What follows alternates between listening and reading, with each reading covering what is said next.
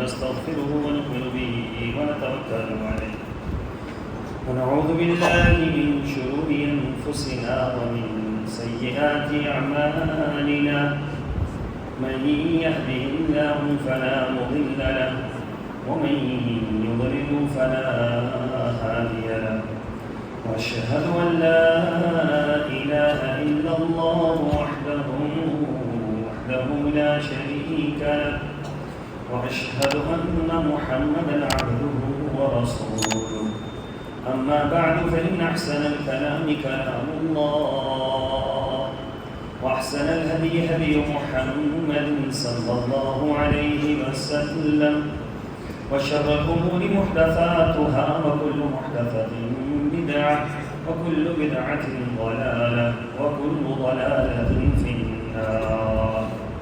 قال الله تبارك وتعالى في القرآن المجيد: أعوذ بالله السميع العليم من الشيطان الرجيم. بسم الله الرحمن الرحيم.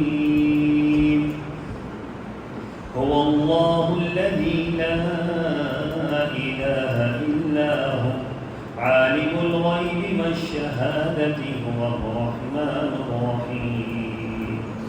هو الله الذي لا إله إلا هو الملك القدوس السلام المؤمن المهيمن العزيز الجبار المتكبر سبحان الله عما يشركون. هو الله الخالق البارئ المصور له الأسماء الحسنى يسبح له ما في السماوات والأرض وهو العزيز الحكيم. اللهم صل على محمد وعلى آل محمد كما صليت على إبراهيم وعلى آل إبراهيم إنك حميد مجيد. اللهم بارك على محمد وعلى آل محمد كما باركت على إبراهيم وعلى آل إبراهيم إنك حميد مجيد. سبحانك لا علم لنا إلا ما علمتنا إنك أنت العليم الحكيم.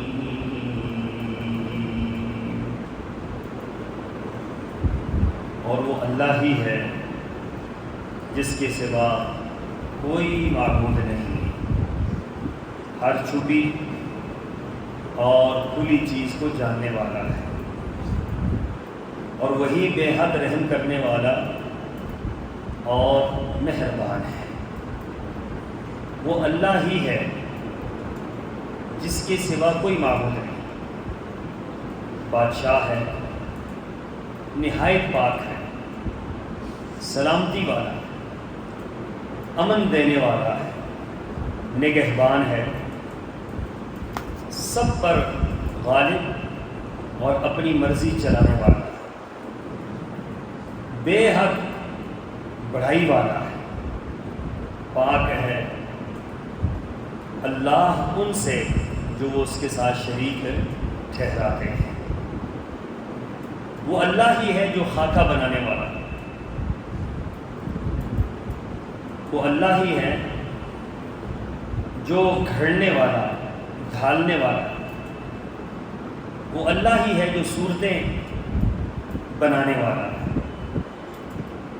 سب اچھے نام اسی کے ہیں، ہر چیز اسی کی تسبیح بیان کرتی ہے جو آسمانوں اور زمینوں میں ہے، اور وہی سب پر غالب اور کمال حکمت والا ہے۔ آیت نمبر 22 تا 24 سورہ الحشر۔ معزز سامعین گرامی، اللہ تعالیٰ کے کئی نام ہیں جنہیں اسماء حسنہ کہا جاتا ہے۔ ان ناموں سے اللہ تعالیٰ کی عظمت کا احساس، اللہ کی معرفت کا احساس اور اللہ تعالیٰ کی محبت کا احساس انسان کے دل میں پیدا ہوتا ہے۔ جتنی اللہ تعالیٰ کی معرفت، اللہ کی پہچان ہمیں حاصل ہوگی، اتنا ہی ہم اللہ سے قرب حاصل کر پائیں گے، اللہ کی محبت ہمارے دلوں میں جاگزی ہوگی اور اللہ تعالیٰ سے ہمارا گہرا رشتہ قائم ہوگا۔ آپ دیکھیں کہ جس مخلوق کا جتنا زیادہ اللہ کے ساتھ تعلق ہے وہ اتنا ہی زیادہ اللہ سے ڈرتی ہے۔ فرشتے اللہ کی ایک مخلوق ہے، فرشتوں کو اللہ کی معرفت حاصل ہے، اللہ کے متعلق فرشتوں کا علم بہت گہرا ہے۔ تو فرشتوں کی اب کیفیت کیا ہے؟ قرآن پاک نے فرمایا لا یعصون اللہ ما امرهم ویفعلون ما یؤمرون، کہ فرشتوں میں مجال نہیں ہے کہ اللہ تعالیٰ کے حکموں کی وہ خلاف ورزی کر سکے، کیونکہ اللہ کی معرفت انہیں حاصل ہے، اللہ کی عظمت ان کے دلوں کے اندر موجود ہے، اللہ کا مقام اور مرتبہ اس کو وہ جانتے ہیں، تو جس کی بنیاد پر ان کی ہمت ہی نہیں ہے، کر لینا تو بہت دور کی بات، پلاننگ کر لینا بہت دور کی بات، وہ سوچ بھی نہیں سکتے کہ وہ اللہ کی مخالفت کریں۔ لا یعصون اللہ ما، ان کی صفت ہی اللہ نے یہ بیان کی ہے کہ وہ اللہ تعالیٰ کی کسی حکم کی خلاف ورزی نہیں کرتے۔ بنیادی سبب کیا ہے؟ سبب یہ ہے کہ اللہ تعالیٰ کی معرفت انہیں حاصل ہے۔ تو ہر انسان پر یہ بات لازم ہے کہ وہ اللہ کی معرفت کو حاصل کرے۔ آپ جتنی اللہ کی معرفت حاصل کریں گے اتنا آپ اللہ کا قرب حاصل کریں گے، اتنا آپ اللہ کے قریب ہوں گے۔ اور اللہ کی معرفت کہاں سے حاصل ہوگی؟ وہ اللہ کے اسماء حسنہ سے حاصل ہوگی، اللہ تعالیٰ کے نام سے حاصل ہوگی۔ اللہ تعالیٰ نے جو اپنے نام بیان کیے ہیں قرآن اور حدیث کے اندر، ان سے اللہ کی معرفت حاصل ہوگی کہ اللہ کتنا عظیم۔ دیکھیے یہ زمین ہے، آسمان ہے، سورج ہے، چاند، ستارے، نباتات، جمادات، حیوانات، کوئی مخلوق اللہ کی بڑی سے بڑی مخلوق ہے وہ اللہ کی نافرمانی نہیں کرتی۔ کوئی مخلوق اللہ کی ایسی نہیں جو اللہ کی نافرمانی کرتی۔ وجہ کیا ہے؟ وجہ یہ ہے کہ اللہ کی معرفت ان کو پتہ ہے۔ زمین ہے، مجال ہے زمین اللہ کے حکموں کی خلاف ورزی کرے۔ آسمان اتنی بڑی اللہ کی مخلوق ہے کہ دنیا کے اندر اس سے بڑی مخلوق اللہ کی کوئی نہیں۔ آسمان کی موٹائی اتنی ہے جتنا زمین سے آسمان تک کا فاصلہ ہے، ایک آسمان، اور 7 آسمان ہیں، آسمان اللہ کے حکم کی مخالفت نہیں کرتے، زمین اللہ کے حکم کی مخالفت نہیں کرتی۔ پہاڑ کتنے زبردست اللہ کی مخلوق ہے لیکن اللہ تعالیٰ کے حکموں کی خلاف ورزی نہیں کرتی۔ وجہ کیا ہے؟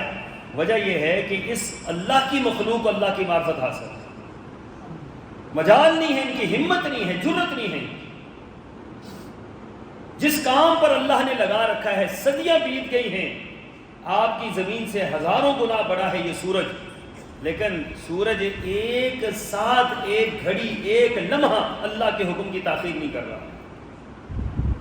جس کام پر میرے اللہ نے لگا دیا ہے اسی کام پر وہ رواں دواں ہے، ایک لمحہ کے لیے نہ آگے ہوتا ہے نہ پیچھے ہوتا ہے۔ چاند ہے، ستارے ہیں، کہکشائیں ہیں، یہ ساری کی ساری اللہ کی مخلوقات، اور پھر ان میں سے ہر مخلوق ایسی ہے جو اللہ کو سجدہ کرتی ہے، اللہ کے علاوہ کسی کو سجدہ نہیں کرتی۔ وَلِلَّهِ يَسْجُدُ مَن فِي السَّمَاوَاتِ وَمَن فِي الْأَرْضِ، فرمایا زمین و آسمان کے اندر جتنی بھی مخلوقات ہیں وہ ساری کی ساری سجدہ کس کو کرتی ہیں؟ صرف اللہ کو سجدہ کرتی ہیں۔ کیوں؟ ان کے دل میں اللہ کے سوا کسی اور کی معرفت نہیں، اللہ کی عظمت کے سوا کسی کی عظمت نہیں، اللہ کی محبت کے سوا کسی کی محبت نہیں، اللہ کے خوف کے سوا کسی کا خوف نہیں ہے۔ تو جس بنیاد پر وہ ہر وقت اللہ کے سامنے سجدہ ریز ہوتے ہیں، اور جتنی مخلوقات اللہ نے پیدا کی ماسوائے انسان اور جنات کے یہ دو مخلوقات، جتنی مخلوقات اللہ نے پیدا کی ہیں ہر مخلوق صرف اللہ کی تسبیح بیان کرتی ہے، اللہ کے علاوہ کسی کی تعریف نہیں کرتی۔ وَإِن مِّن شَيْءٍ کلمہ حصر ہے، وَإِن مِّن شَيْءٍ کوئی چیز ایسی نہیں، ایک باریک دانے سے لے کر رائی کے دانے سے لے کر پہاڑ تک، ایک قطرے سے لے کر سمندروں تک، ایک ندی نالے سے لے کر پوری کائنات کے پانیوں تک، کوئی چیز ایسی نہیں ہے کہ جو اللہ کی تسبیح بیان نہ کرتی، اللہ کی عظمت بیان نہ کرتی۔ وَإِن مِّن شَيْءٍ إِلَّا يُسَبِّحُ بِحَمْدِهِ وَلَٰكِن لَّا تَفْقَهُونَ تَسْبِيحَهُ۔ یہ جو ساری مخلوقات ہے اللہ کی تسبیح کیوں بیان کرتی؟ اللہ کی تعریف، اللہ کی تعریف، اللہ کی تعریف، ان کی زبانوں میں اللہ کی تعریف کے علاوہ کوئی تعریف ہے ہی نہیں۔ ایک چھوٹا سا پرندہ جس کی اتنی سی عقل ہے، اتنی سی عقل، اور اس کی عقل ہو سکتا ہے آپ کو خوردبین سے بھی نظر نہ آئے، لیکن وہ چھوٹا سا جو پرندہ ہے، چھوٹا سا جو ایک کیڑا ہے، مکوڑا ہے چھوٹا سا، جو ہو سکتا ہے کہ آپ کے پاؤں کے نیچے ہزاروں رگڑ دیے جائیں، وہ بھی اللہ تعالیٰ کی کیا کرتا ہے؟ تسبیح بیان کرتا ہے، اللہ کے علاوہ کسی اور کی تسبیح بیان نہیں کرتا۔ اس کو پتا ہے کہ کائنات کے اندر سب سے بڑی ہستی کون ہے؟ وہ اللہ۔ تو یہ جو ساری بات آپ کے سامنے رکھی، اس کا خلاصہ یہ ہے کہ جتنی اللہ کی عظمت جس مخلوق کے دل میں ہوگی، اتنا ہی وہ کیا ہوگا؟ اللہ کا قرب حاصل کرے۔ اب انبیاء آپ دیکھیں کہ انبیاء سب سے زیادہ اللہ سے ڈرتے تھے، وجہ کیا تھی؟ اللہ کی معرفت زیادہ تھی۔ 950 سال ایک پیغمبر دن اور رات اللہ تعالیٰ کی دین کی دعوت دیتا ہے، اور شام کو آ کر اللہ سے شکوہ نہیں کرتا، مار کھاتا ہے، مخالفت مول لیتا ہے، پریشان ہوتا ہے، قطع تلقی، قطع رحمی، الزامات، سب چیزوں کا سامنا کرتا ہے۔ شام کو آ کر رب کے سامنے شکوہ نہیں کرتا، بلکہ اپنے رب کو یہ بات کہتا ہے کہ اللہ، حقیقت تو یہ ہے کہ تیری بندگی کا حق ادا نہیں ہو رہا، جس طرح تیری دعوت مجھے دینی چاہیے، جس طرح تیری شان بیان کرنی چاہیے، اللہ میں بیان نہیں کر سکتا، یہ قصور میرا۔ 950 سال تبلیغ کرنے کے بعد، کیونکہ اللہ کی معرفت حاصل، اور اللہ کی جب معرفت حاصل ہے تو پھر دنیا کی پرواہ کوئی نہیں، زندگی گزار دی اسی میں، صرف ایک اللہ کی عظمت لوگوں کے سامنے بیان کرتے ہیں۔ حضرت ابراہیم علیہ السلام، حضرت موسیٰ علیہ السلام کس کے سامنے کھڑے ہو گئے؟ فرعون کے سامنے، جو یہ بات کہتا ہے انا ربکم الاعلی۔ جب تک دیکھیں فرعون کے دربار میں وہ جادوگر کھڑے ہوئے جنہوں نے فرعون کی عزت کی قسم کھائی، جب تک فرعون کی بڑائی انہیں پتہ تھی، جب تک انہیں یہ معلوم تھا کہ فرعون بڑا ہے، اس کا مقام بڑا ہے، اس کی طاقت زیادہ ہے، اس کی قوت زیادہ ہے، تو کیا قسمیں کھا رہے تھے؟ بعزت فرعون انا لنحن الغالبون، کہ فرعون کی عزت کی قسم ہم غالب آئیں گے۔ کیوں؟ ان کے سامنے فرعون طاقتور تھا، ان کے سامنے فرعون کی عزت تھی، ان کے سامنے فرعون کا مقام تھا، اور جب اللہ نے ان کو اپنی معرفت عطا کر دی، جب اللہ کی معرفت حاصل ہوئی، تو پھر اس نے کیا کہا؟ پھر انہوں نے کہا فرعون کی دھمکیوں کے بعد کہ تمہارے ہاتھ کاٹ دوں گا، پاؤں کاٹ دوں گا، تمہیں سولی پر چڑھا دوں گا، ساری دھمکیوں کے بعد انہوں نے کیا کہا؟ فقض ما انت قاض، تو جو مرضی ہے کر لے، اب ہم اپنے رب کی عظمت کو دل کے اندر بٹھا بیٹھے۔ ہمیں پتہ چل گیا ہے کہ طاقتور کون، ہمیں پتہ چل گیا ہے کہ اختیارات کس کے ہیں، ہمیں پتہ ہے کہ غالب آنے والا کون ہے، ہمیں پتہ ہے کہ عظمت کس کی دل میں ہونی چاہیے۔ جب تک فرعون کی عظمت تھی تو فرعون کے گن گاتے تھے، اور جب اللہ کی عظمت بیٹھ گئی تو فرعون کی بات ہے، فرعون کو ہوا میں اڑا دیا، اس کی شان کو، اس کی فوج ہے، اس کا ایک سلطنت ہے، اس کے دعوے ہیں، سب کچھ ہوا میں اڑا دیے۔ کیوں؟ اللہ کی عظمت دل میں بیٹھ۔ جب تک اللہ کی عظمت نہیں تھی، دیکھیے وہ اس کی تعریف کر رہے تھے، اس کو بڑا سمجھ رہے تھے، جب اللہ کی عظمت دل میں آ گئی، ساری کی ساری باتیں ختم ہو گئی۔ ہم کیوں پیروں فقیروں کی تعریف کرتے ہیں؟ ہم کیوں مردوں کی اور زندوں کی زیادہ تعریفیں کرتے ہیں؟ کیوں ہمارے رب کی تعریف ہمارے سامنے نہیں، اللہ کی عظمت ہمارے سامنے نہیں؟ چھوٹا چھوٹے پیر ہوں گے، چھوٹے چھوٹے عام معمولی، ان کی بڑی بڑی کرامات بیان کر کے اللہ کے سامنے لا کر کھڑا کر دیتے ہیں، کیونکہ اللہ کی عظمت دل میں نہیں ہے، اللہ کے بارے میں پتہ ہی نہیں ہے، اللہ کے بارے میں معرفت نہیں ہے، اللہ کا خوف نہیں ہے، اللہ کی محبت نہیں ہے۔ اللہ تعالیٰ کی عظمت کا احساس نہیں ہے، اسماء حسنہ کو کبھی دیکھا نہیں، اللہ کی معرفت حاصل کرنے کی کوشش نہیں کی، تو لہٰذا جن کے بارے میں گفتگو ہوتی ہے لوگوں کے دلوں کے اندر اسی کی عظمت پیدا ہو جاتی ہے۔ دیکھیں نا، دنیا کے اندر سب سے زیادہ طاقتور ملک کون سا ہے؟ جی بول دے، کوئی حرج نہیں، امریکہ ہے۔ دیکھیں نا، یہ کس نے آپ کو بتایا؟ یہ بات آپ کے دل میں کس نے ڈالی؟ امریکہ طاقتور ملک ہے۔ اب کیوں امریکہ طاقتور ہے؟ ہمارے دلوں کے اندر بات بیٹھ گئی ہے۔ آپ کے بقول آپ فرما رہے ہیں، میں بھی یہ کہہ رہا ہوں، میں آپ کے ساتھ ہوں اس معاملے میں۔ وجہ یہ ہے کہ ہمارے دلوں کے اندر یہ بات بٹھا دی گئی ہے، ہمارے ذہنوں میں یہ بات بٹھا دی کہ امریکہ بہت بڑا ہے، امریکہ کی طاقت زیادہ ہے، امریکہ سے کوئی نہیں لڑ سکتا ہے، امریکہ بڑا ہے، امریکہ سپر پاور ہے، امریکہ کے پاس سب کچھ ہے۔ بس ہم سب یہ بات کہہ رہے ہیں۔ اب امریکہ کی دل میں نفرت بٹھانے کے لیے کیا کرنا پڑے گا آپ کو؟ اللہ کی عظمت کو دل کے اندر بٹھانا پڑے گا، موازنہ کرنا پڑے گا کہ آپ کس کی بات کر رہے ہیں، آپ کس کا موازنہ کر رہے ہیں، امریکہ کیا ہے۔ کسی زمانے میں جب امریکہ کی قوت بڑی نہیں تھی تو ایک اور قوت بہت بڑی تھی، اس کا کیا نام تھا؟ اب روس کدھر گیا؟ یہ آپ کی اور ہماری باتیں ہیں نا۔ یہ روس دنیا کے اندر سپر پاور ہے، میرے اللہ نے دکھلایا کہ روس دنیا کے اندر سپر پاور ہے۔ مٹھی بھر لوگوں نے روس کے ٹکڑے ٹکڑے کر کے رکھ دیے، روس کو نیست و نابود کر کے رکھ دیا۔ روس، سوویت یونین کے نام کا کتا بھی آج دنیا کے اندر موجود نہیں۔ وہ جو سوویت یونین کے بڑے بڑے بت وہاں پر لینن کے بت تھے، آج اس لینن کو جانتا بھی کوئی نہیں ہے، اس کو لوگوں نے جوتے مارے، لوگوں نے اس کے بت توڑے وہاں پر جس کی وہ پوجا کیا کرتے تھے، صبح شام سلوٹ مارتے تھے، اس کے بت گرا دیے۔ انہوں نے کہا تیرا ناکام تیرا یہ معاملہ تھا اور تو تباہ ہو جائے گی، تو نے ہمیں تباہ کر دیا۔ اور آج ایک اور دنیا کا ملک ہے جس کا ہمارے ذہنوں کے اوپر ڈنکا بجتا ہے، ہمارے دلوں کے اندر روب طاری ہے، ہمارے دماغ کے اوپر ان کے ہیبت طاری ہے۔ وہ کون سا ہے؟ چائنا ہے، ابھی آنے والا ہے آپ کے پاس۔ ہمارے دل کے اندر یہ خیال ہے چائنا وہ چھا گیا ہے، ہمارے ذہنوں کے اوپر چھا گیا ہے چائنا۔ وجہ کیا ہے؟ ہم نے چائنا کو بڑا سمجھ لیا ہے، اللہ اکبر کے بجائے چائنا بڑا۔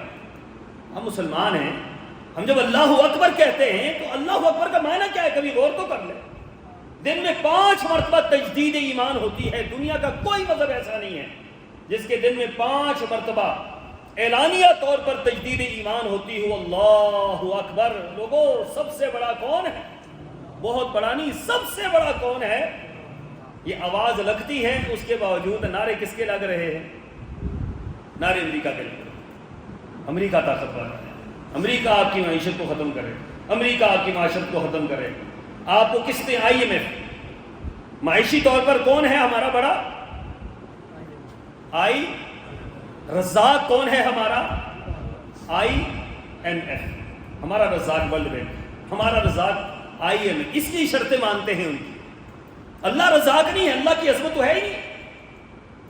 یہ پتہ ہی نہیں کہ ہمارا رازق کون ہے، ہمیں پیدا کرنے والا کون ہے، کون تھا جب ہم نہیں تھے تو ہمارے بنانے کا فیصلہ کرنے والا کون تھا؟ وہ IMF تھا۔ کون تھا جب ہم ماں کے پیٹ کے اندر تھے، شکم مادر میں تھے، کسی کو پتہ نہیں تھا کون آنے والا ہے، کون نہیں آنے والا، نام کیا ہوگا، نسل کیا ہوگی، شکل و صورت کیا ہوگی، پہچان کیا ہوگی، تعلیم کیا ہوگی، کسی کو پتہ نہیں تھا۔ میرے رب نے سب سے پہلے لکھا ہے کہ اس کو میں نے اتنا رزق کھلانا ہے۔ جب میرے اللہ نے یہ کہہ دیا کہ میں نے کھلانا ہے تو رزاق پھر کون ہوا؟ جس اللہ نے لکھ دیا ہے کہ یہ میں نے کھلانا، دینا میں نے ہے، اس کو کچھ بھی ہے، ایک قطرہ ہے وہ بھی اللہ کے پاس ہے، ایک محل ہے وہ بھی اللہ کے پاس ہے، رزق کا معاملہ اللہ کے پاس۔ ما من دابۃ فی الارض الا علی اللہ رزقها۔ وہ آپ نے کبھی پرندہ ہوا میں اڑتے ہوئے دیکھا ہو؟ بعض پرندے ایسے ہیں جو ہوا میں اڑتے ہیں، زمین پر نہیں بیٹھتے، ان کی پرواز ہی ہوا میں رہتی ہے۔ اب وہ ہوا کے اندر ہی ان کے منہ کے اندر لا کر رزق ڈالنے والا کون ہے؟ ما من دابۃ فی الارض الا علی اللہ رزقها۔ رزق زمین میں ہوتا ہے یا رزق آسمان میں ہوتا ہے؟ ان کو ہوا کے اندر، ہوا کے دوش پر، ہوا کی اڑان پر، ہوا کی تیزی کے اندر اس کے منہ کے اندر لا کر لقمہ ڈالنے والا کون ہے؟ وہ آپ کو رزق نہیں دے گا، اس کا عقیدہ ہے کہ اللہ دے گا، اللہ کی عظمت اس کے دل کے اندر موجود ہے، اس لیے وہ ہوا کے دوش میں جا رہا ہوتا ہے، اس کی منہ میں آ کر لقمہ گرتا ہے۔ ہم زمین پر ہیں، زمین کے اندر دانا ڈالتے ہیں، محنت کرتے ہیں، کوشش کرتے ہیں، عقیدہ یہ رکھتے ہیں بابے کو راضی کریں گے تو رزق ملے گا۔ نہ بابے نے راضی ہونا ہے، نہ آپ کو رزق ملے گا، بات تو ختم ہوگی۔ نہ بابا بھی کبھی راضی ہو سکتا ہے۔ آپ مجھے یہ بتائیں، یہ میں آپ کو صرف تفنن طبع کے طور پہ نہیں کہہ رہا، حقیقت حال آپ کو بتا رہا ہوں کہ پوری زندگی بندہ لگا رہے، بیوی کو راضی کر سکتا ہے؟ جن کی ہے ان کو پتا ہے، یہ بہت مشکل کام ہوتا ہے۔ مجھے یہ بتائیں، جو گھر کے اندر رہتی ہے 24 گھنٹے، جس کو آپ کھلاتے ہیں، پلاتے ہیں، سب کچھ کرتے ہیں، زندگی لٹا دیتے ہیں، تو پھر بھی رسول اللہ صلی اللہ علیہ وسلم نے فرمایا کہ شاکی رہتی ہے۔ پھر بھی آپ نے فرمایا کہ کوئی نہ کوئی شکوہ زبان سے نکل جاتا ہے، تو بابے کو آپ کیا دیتے ہیں؟ اس کا تعلق کیا ہے آپ کے ساتھ؟ مجھے یہ بتلائیں، اس کا معاملہ کیا ہے آپ کے ساتھ؟ اس کا کوئی تعلق نہیں ہے۔ آپ مہینے میں جا کر، سال میں جا کر اس کو اگر نذرانہ پھینک آتے ہیں تو اس کا کیا مطلب ہوا؟ سارے کا سارا رزق وہ آپ کے حوالے کر دے گا، تو وہ خود رزق کیوں مانگ رہا ہے؟ خود کیوں لوگوں کے سامنے بھیک مانگ رہا ہے؟ خود لوگوں کے سامنے کہہ رہا ہے جناب لے کر آؤ، ادھر نذرانے ڈالو گے تو کچھ ہوگا، ادھر بکریاں چڑھاؤ، ادھر بیل چڑھاؤ، ادھر مرغے چڑھاؤ، ادھر فلاں چڑھاؤ، ادھر گندم چڑھاؤ۔ جب تک چڑھاؤ گے نہیں اس وقت تک تمہاری مشکلیں حل نہیں کروں گا۔ میرا رب کیا کہتا ہے؟ میرا رب یہ کہتا ہے کہ مجھے نہ کھانے کی ضرورت ہے، نہ پینے کی ضرورت ہے، نہ پہننے کی ضرورت ہے، نہ کوئی اور چیز ہے میرے لیے، صرف اور صرف اتنا ہے، مجھ سے مانگتے جاؤ میں تمہیں عطا کرتا جاؤں گا، مجھ سے لیتے جاؤ میں تمہیں دیتا جاؤں گا۔ تم مانگتے جاؤ اور تمہیں عطا کرتا جاؤں گا۔ تمہارے مانگنے میں کوئی کمی ہو سکتی ہے، میرے دینے میں کوئی کمی نہیں ہو سکتی۔ اس رب کی عظمت اپنے دل کے اندر بٹھائیے۔ انبیاء علیہ السلام، حضرت ابراہیم علیہ السلام کیوں ٹکرا گئے تھے قوم کے ساتھ؟ اللہ کی عظمت، قوم کی عظمت، مقابلہ ہوا، اللہ بڑا۔ قوم بڑی نہیں ہے، حالانکہ قوم تو بہت بڑی تھی، قبیلہ تھا، قوم تھی، عزت تھی، روب تھا، محبتیں تھی، چاہتیں تھی، سب کچھ تھا، لیکن اللہ کی محبت پر قربان کیا۔ کیوں؟ کہ موازنہ کیا کہ بڑا کون ہے، قوم بڑی ہے یا اللہ بڑا ہے؟ نہیں، اللہ بڑا ہے، بس قوم کو ٹکرا دیا۔ اب ہوگا کیا؟ جس کو جب بندہ اللہ کو پکڑ لیتا ہے، جب بندہ اللہ کے لیے ٹھکراتا ہے تو اللہ تعالیٰ کبھی بھی اس کو ضائع۔ رسول اللہ صلی اللہ علیہ وسلم کو کیا فرمایا تھا اللہ تعالیٰ؟ اِنَّا فَتَحْنَا لَكَ فَتْحًا مُبِينًا، اے محمد صلی اللہ علیہ وسلم ان قریب آپ فتح یاب ہو کر داخل ہوں گے۔ سوچ نہیں سکتے تھے صحابہ کرام۔ غزوہ خندق ہے، مدینہ طیبہ کا محاصرہ، خندق کھود کر اپنے آپ کو بچانے کی کوششیں ہو رہی ہیں، لڑنے کے لیے طاقت نہیں ہے، قوت نہیں ہے، خندق کھود کر اپنے آپ کو بچایا جا رہا ہے۔ کدال ہاتھ میں پکڑی، ایک صحابی ہے، اللہ کے رسول، چٹان آ گئی ہے، ٹوٹتی نہیں ہے، آپ تشریف لائے، آپ گئے، کدال ہاتھ میں پکڑی، زور سے آپ نے ماری، آپ نے فرمایا اللہ نے مجھے کسرا کی چابیاں عطا کر دی۔ اب یہ کسرا کی چابیاں کیسے ملی؟ کس پر یقین تھا کہ یہ ملیں گی؟ سبحان اللہ، دیکھیں کافر کو اللہ پر کتنا یقین تھا۔ وہ سراقہ بن مالک جو تھے، رسول اللہ صلی اللہ علیہ وسلم کا پیچھا کیا، آپ نکل رہے ہیں ہجرت کرتے ہوئے، سراقہ کو پتا چلا، بہت تیز سوار تھا، کمال کا یہ اونٹ دوڑاتا تھا، کمال کا گھوڑا دوڑاتا تھا۔ اس کو پتا چل گیا، کسی نے بتا دیا کہ محمد صلی اللہ علیہ وسلم مکہ مکرمہ سے نکل کر جا رہے ہیں۔ اس نے کہا یہ تو بڑا کمال کا وقت آ گیا ہے، مجھے پتا چل گیا 100 اونٹ ملیں گے۔ اس زمانے کے اندر 100 اونٹ 100 ٹرک آپ سمجھ لیں۔ وہ کہا کہ 100 اونٹ ہے، نام ہے رسول اللہ صلی اللہ علیہ وسلم کو زندہ یا مردہ پڑھ کر کوئی لے آئے۔ اب یہ گھوڑا دوڑاتے ہوئے گئے، قریب پہنچے رسول اللہ صلی اللہ علیہ وسلم کے، کہتے ہیں کہ مجھ سے اور اللہ کے رسول سے 10 سے 20 قدم کا فاصلہ تھا۔ کہتے ہیں میرا گھوڑا جو ہے، جو وہ گھوڑا جو کمال کا گھوڑا تھا، اس گھوڑے کو ٹھوکر لگی اور گرا اور میں بھی نیچے گر گیا۔ میں بڑا حیران ہوا کہ یہ میرے ساتھ کیا ہوا، کبھی یہ نہ گھوڑا گرا ہے نہ میں گھوڑے سے گرا ہوں۔ جو گھوڑ سوار ہے وہ جانتے ہیں کہ گھوڑ سواری کیا ہوتی ہے، اور گھوڑے کو بھی جانتے ہیں کہ یہ گھوڑا بھی گرنے والا ہے یا نہیں۔ کہنے لگے ہو سکتا ہے گھوڑے سے غلطی ہو گئی۔ پھر گھوڑے پہ سوار ہوئے، اس کو ٹانگ ماری، کوڑا مارا اس پر کہ چل نکل، 2 قدم گھوڑا چلا، پھر اس کو ٹھوکر لگی، پھر گر گئے۔ اور خود نہیں گرا، اوپر سے سراقہ بھی گر گیا۔ اب سوچنے پر مجبور ہو گئے کہ یہ کیا ماجرا، نہ کبھی میں گرا نہ کبھی میرا گھوڑا گرا، آج دوسری مرتبہ 2 قدم پر پھر گر گیا، پھر ہو سکتا ہے غلطی لگ گئی۔ پھر گھوڑے پر سوار ہوئے، گھوڑے کو ماری لاٹھی اور 3 قدم گھوڑا چڑھا، پھر دوبارہ گھوڑا گر گیا۔ اب ذہن میں خیال آ گیا نہیں کوئی معاملہ ضرور ہے۔ اب گھوڑے کے اوپر سوار نہیں ہوئے، رسول اللہ یہ منظر دیکھ رہے، حضرت ابوبکر صدیق بھی یہ منظر دیکھ رہے۔ اب گھوڑے پر سوار نہیں ہوا، آپ کے قریب آیا جو آپ کو پکڑنے کے لیے آیا تھا، گرفتار کرنے کے لیے آیا تھا، 100 اونٹوں کی لالچ میں آیا تھا۔ رسول اللہ سے کہنے لگا، اے اللہ کے رسول صلی اللہ علیہ وسلم، میں تو آپ کو گرفتار کرنے آیا، لگتا یہ ہے کہ معاملہ بدل گیا۔ یہ جو بار بار ٹھوکر لگتی ہے نا، اس ٹھوکر کا احساس اسی کو ہوتا ہے جس کو پتا ہوتا ہے کہ یہ ٹھوکر نہیں لگنی چاہیے۔ ہمیں تو ٹھوکر لگنے کے بعد بھی ہم کہتے پھر مار دیں، لیکن یہ سراقہ سوچنے پر مجبور ہو گئے کہ یہ کوئی ماجرا بن گیا، یہ کوئی مسئلہ ہے۔ کہ ہاں سراقہ کیا چاہتے ہو؟ کہ آپ کو گرفتار کرنے آیا تھا، نظریہ بدل گیا، سوچ بدل گئی ہے۔ کہا سراقہ 100 اونٹوں کے عوض میں آئے تھے نا؟ کہا ہاں ایسے ہی آیا تھا، 100 اونٹ انعام مل جائیں گے، دولت مند ہو جاؤں گا۔ کہا سراقہ 100 اونٹ کو چھوڑ، اس وقت تیرا کیا حال ہوگا جب کسرا کے کنگن جو سونے سے مرصع ہے، جس پر ہیرے جڑے ہوئے ہیں، تجھے پہنائے جائیں گے اور تو فخر کرے گا کہ یہ دیکھو یہ کسرا کے کنگن۔ دنیا کے اندر کسرا کے کنگن معروف تھے، بعض مورخین نے لکھا ہے یہ 4-5 کلو کے کنگن تھے سونے کے، اور اس کے اوپر ہیرے جڑے ہوئے تھے، وہ کسرا کے کنگن، وہ مشہور تھے کسرا کے کنگن۔ وہ حیران رہ گیا، وہ کہتے ہیں اللہ کے رسول صلی اللہ علیہ وسلم کسرا بن ہرمز، ہو سکتا ہے کوئی اور کسرا ہو، کسی اور کا نام ہو، کسرا بن ہرمز وہ جو بادشاہ ہے اس کی بات کر رہے ہیں۔ فرمایا ہاں سراقہ، ایک وقت ایسا آئے گا کہ کسرا کے کنگن تجھے پہنائے جائیں۔ اب یہ کسرا یہ سراقہ مسلمان تھا، یہ تو مشرک تھا۔ اللہ اکبر، مشرک کو رسول اللہ کی بات پر یقین آ گیا۔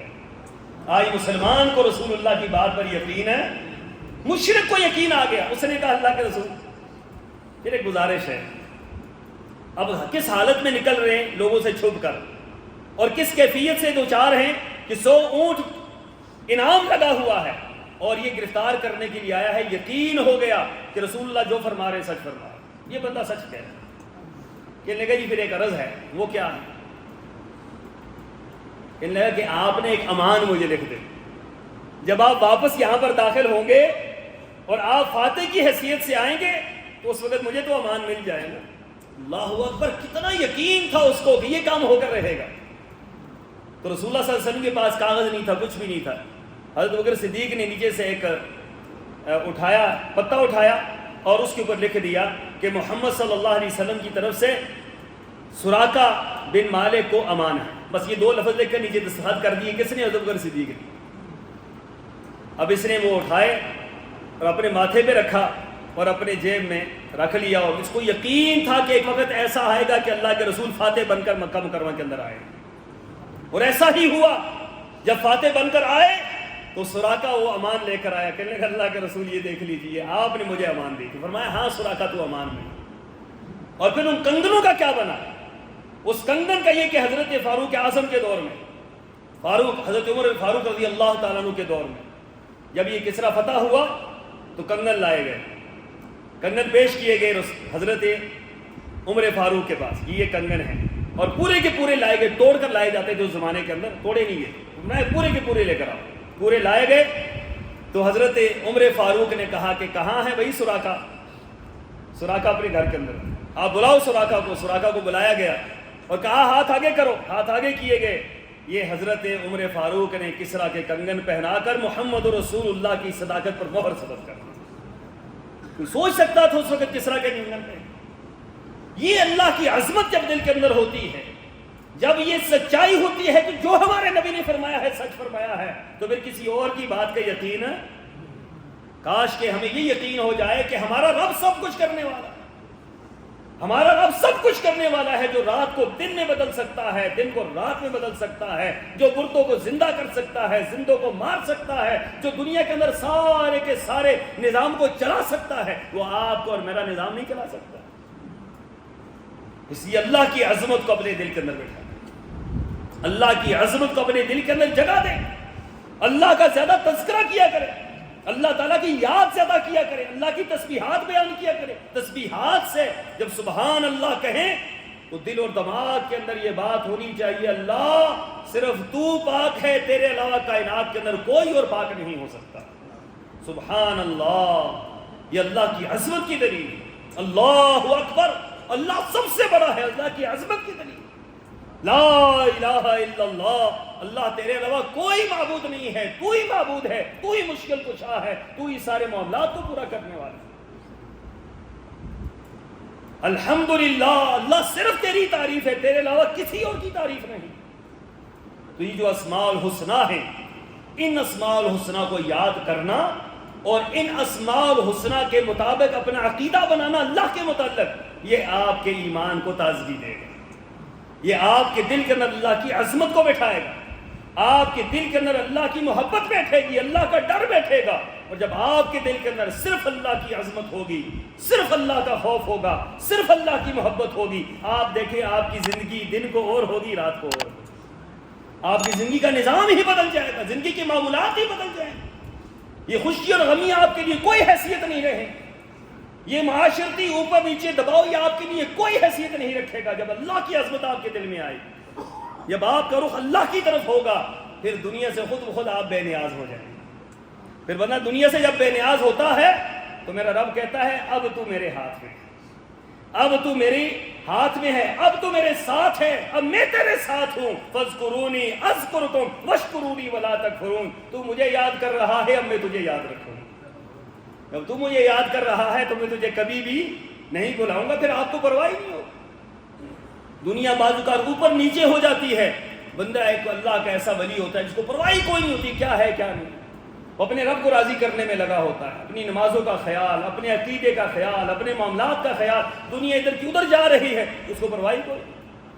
اس کو معلوم ہے میرے ساتھ جو ہونا ہے میرے رب نے اچھا کرنا، میرے ساتھ جب بھی ہوگا اچھا ہوگا، جو ہوگا اچھا ہوگا۔ کیوں؟ میرا تعلق میرے اللہ کے ساتھ، میری مضبوطی میرے اللہ کے ساتھ۔ ان اسماء الحسنی کے متعلق چند جمعوں میں اور گزارشات انشاءاللہ کروں گا، اس نیت اور ارادے کے ساتھ کہ اللہ تعالیٰ اپنی حقیقی عظمت ہمارے دلوں کے اندر بٹھا دے، اور اللہ دنیا کی یہ عارضی جو باتیں ہیں اللہ اس سے ہماری جان چھڑا لے۔ وآخر دعوانا ان الحمد للہ رب العالمین۔